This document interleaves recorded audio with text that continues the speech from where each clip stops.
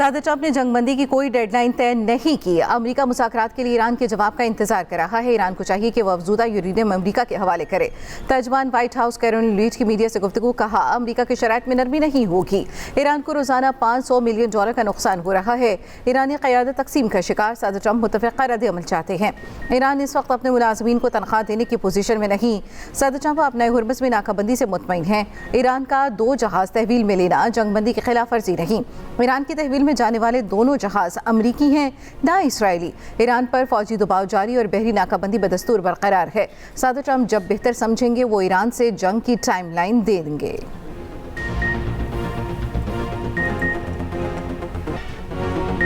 जंगबंदी या मुज़ाकरात के लिए वक्त की कोई पाबंदी नहीं। 3 से 5 दिन की मोहलत की खबरें झूठी हैं। अमरीकी सदर डोनाल्ड ट्रंप की फॉक्स न्यूज़ से गुफ्तगू।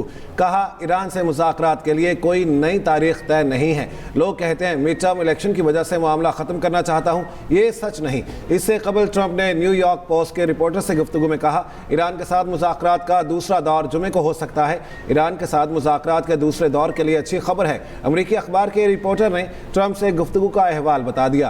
रिपोर्ट में लिखा, यह बात अमरीकी सदर ट्रंप और पाकिस्तानी ज़राए ने बताई है। अमरीकी मीडिया फॉक्स न्यूज़ ने व्हाइट हाउस हुकाम का हवाला देते हुए बताया है कि ट्रंप ने ईरान के साथ जंगबंदी में तोसी गैर मुअय्यना मुद्दत के लिए नहीं की। जंगबंदी 3 से 5 दिन के लिए है। ट्रंप समझते हैं डेडलाइन का प्रेशर ईरान को मुज़ाकरात के मेज़ पर लाने के लिए मजबूर करेगा। इसराइली ओहदेदार ने दावा किया है कि अमरीका ने ईरान के साथ जंगबंदी में इतवार तक तोसी की है। अमरीकी सदर ने गुज़श्ता रोज़ पाकिस्तान की दरख्वास्त पर ईरान के खिलाफ जंगबंदी में तोसी कर दी थी।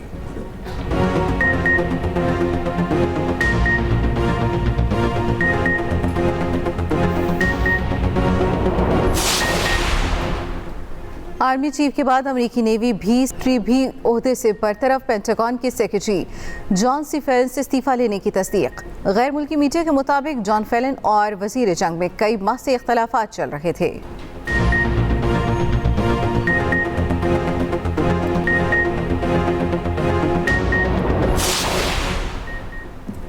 अमरीकी नाकाबंदी, धमकियां और वादों की खिलाफवर्जी मुज़ाकरात में बड़ी रुकावट है।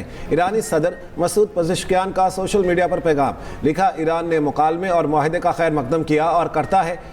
दुनिया दामों और अमल में तज़ादात देख रही है। ईरान की क़यादत में इख्तलाफात की खबरों की तरदीद। तर्जमानी ईरानी सदारती दफ्तर का कहना है, ईरानी क़यादत एक पेज पर है, तफरके की कोशिशें कामयाब नहीं होंगी। ईरानी पार्लियामेंट के स्पीकर बाकिर कालिबाफ ने कहा, सीज़ फायर तभी कबूल होगा जब नाकाबंदी ना हो। फौजी जहरिये से अहदाफ हासिल नहीं हो सकते। आगे बढ़ने का वाहिद रास्ता ईरानी कौम के हुकूक को तस्लीम करना है।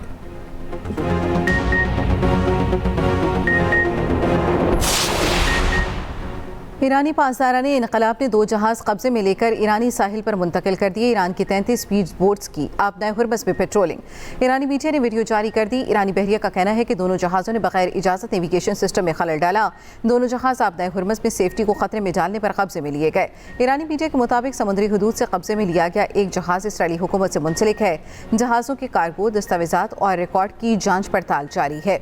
उधर अमरीकी नाकाबंदी के दावों के बावजूद ईरान से मुंसलिक कम अज़ कम 34 टैंकर्स हुर्मुज़ को अबूर कर चुके। अमरीकी सेंटकॉम के मुताबिक ईरान की बंदरगाहों के मुहासरे के दौरान अब तक 31 जहाज़ों को वापस भेजा जा चुका है।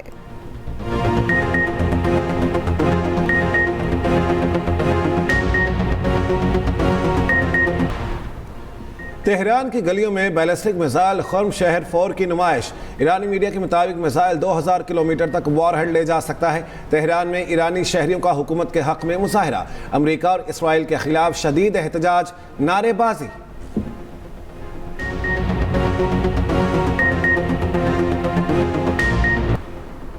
आपदाए हुर्मुज़ की बंदिश, खाम तेल की कीमतें फिर बढ़ गईं। ब्रेंट क्रूड ऑयल $102.6 फ़ी बैरल में फ़रोख्त। WTI खाम तेल की कीमत $93.47 फ़ी बैरल तक पहुँच गई।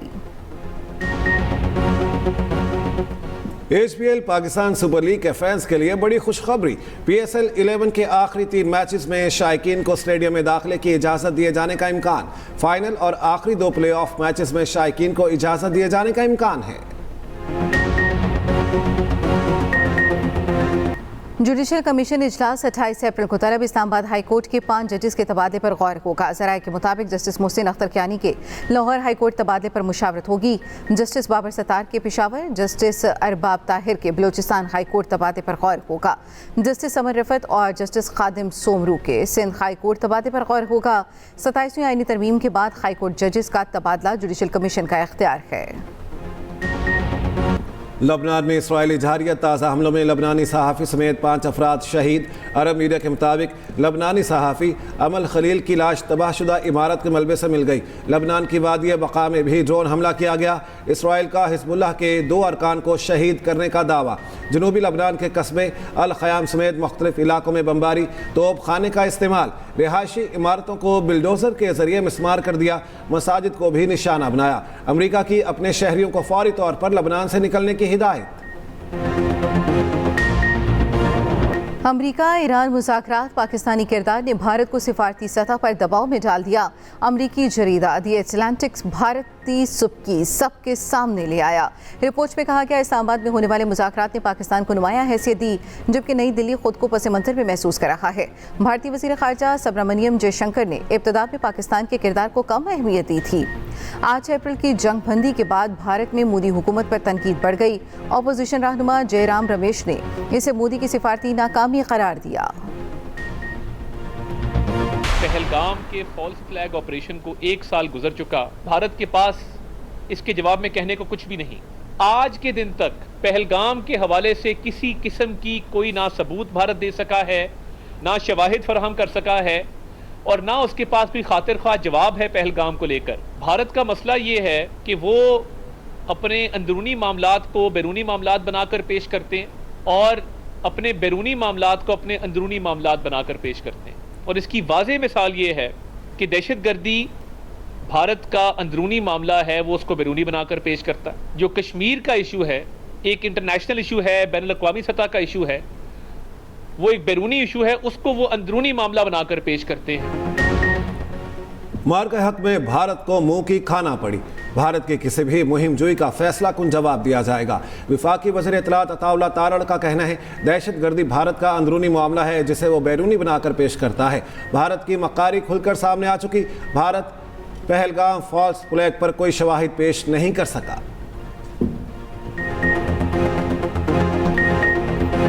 Pahalgam false flag operation Modi सरकार की जगहसाई का 1 साल मुकम्मल। 22 अप्रैल 2025 को भारत ने पहलगाम की पुरसकून वादी को खून में नहला दिया। पहलगाम फॉल्स फ्लैग मुनज़्ज़म साजिश थी। भारत ने अपने ही शहरियों को हलाक करके सियासी फ़ायदा उठाया। दाखिली मसाइल से तवज्जो हटाने के लिए पुराना हथकंडा इस्तेमाल करते हुए पहलगाम का ड्रामा रचाया। 7 लाख से ज़ायद भारतीय फ़ौज की मौजूदगी में जानबूझकर सिक्योरिटी कमज़ोर की गई। भारत उड़ी, छत्तीसगढ़, पुलवामा और पहलगाम जैसे फॉल्स फ्लैग करने में तारीख़ रखता है। मार का हक में पाकिस्तान की दिफाई और जवाबी कार्रवाइयों में वाज़ेह बढ़तरी। भारत को अस्करी मैदान में इबरतनाक शिकस्त दी। पाक फ़ज़ाइया ने जदीद जंगी तैयारों के जरिए दुश्मन के अहम अहदाफ को कामयाबी से निशाना बनाया। J-10C और JF-17 थंडर तैयारों ने भारतीय फ़ज़ाई हदूद में अहदाफ को निशाना बनाया। दुश्मन के जदीद दिफाई निज़ाम को भी नाकारा बनाया गया।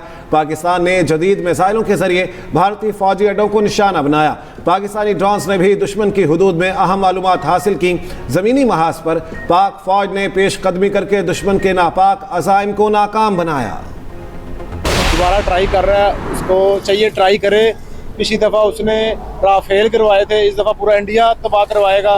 इस दफ़ा उलझेगा तो इसको रास्ता नहीं मिलेगा कहीं से भी, क्योंकि सारी दुनिया इस टाइम जो होता है ना पाकिस्तान की फेवर में है। हमारी पाक फौज जिंदाबाद है और रहेगी इंशाअल्लाह। मार्का हक को 1 साल मुकम्मल होने पर शहरियों का खिराज तहसीन। कहा गुज़श्ता बरस मई में सरहदों पर कशीदगी अपने अरूज पर थी। पाकिस्तान की मुसल्लह अफ़वाज ने दुश्मन के नापाक अज़ाइम को खाक में मिला दिया। आज भी मोदी सरकार पाकिस्तानी फ़ौज के लगाए ज़ख्म चाट रही है। इस्लामाबाद में सिक्योरिटी के इंतहाई सख्त इंतजामात। कई अहम शाहराहें बंद, रेड जोन मुकम्मल सील। सरीरा की जानिब जाने वाले श्रीनगर हाईवे 0 पॉइंट से बंद। रावलपिंडी इस्लामाबाद के दरमियान मेट्रो बस सर्विस भी मुअत्तल। फैज़ाबाद और कराची कंपनी के लारी अड्डे बदस्तूर बंद। रेड जोन के सरकारी दफातर में आज भी वर्क फ्राम होम होगा।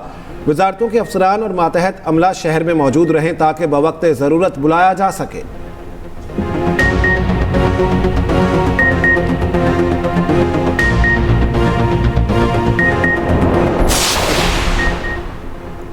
सोलर सिस्टम लगवाने वाले तमाम सार्फिन के लिए नेपरा लाइसेंस लाजिमी करार। सार्फिन को लोड के मुताबिक फीस की मद में नेपरा के नाम पे ऑर्डर अदा करना पड़ेगा। सार्फिन को 1000 रुपये फ़ी किलोवाट के हिसाब से इजाफी अदायगी करना होगी। तर्जमान पावर डिवीजन का कहना है नेपरा लाइसेंस लेने के हवाले से रेगुलेशंस मौजूद हैं जिसका ताल्लुक रेगुलेटर से है। वफाकी हुकूमत के अहकामात को लाइसेंस से मनसूख करना बिल्कुल गलत है।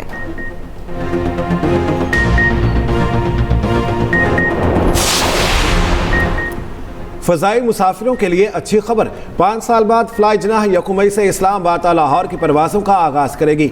वज़ीर हवाबाजी ख्वाजा आसिफ का फ़ज़ाई शोबे में अहम संगमील अबूर होने पर इजहार मुसरत। नई परवाज़ें वकला, ताजरों, मरीज़ों और बुजुर्गों के लिए बड़ी सहूलत करार। एक्स पर पैगाम में कहा, परवाज़ों के आगाज़ से वक्त और ईंधन की बचत, सड़कों पर ट्रैफिक का दबाव भी कम होगा। पाकिस्तानी एयरलाइंस बेड़े में तोसी कर रही हैं। हुकूमत का मुल्क भर और बैनुल अक़वामी सतह पर फ़ज़ाई रवाबित बढ़ाने का आज़म। वज़ीर हवाबाजी की तमाम कौमी एयरलाइंस के लिए नेक तमन्नाएं।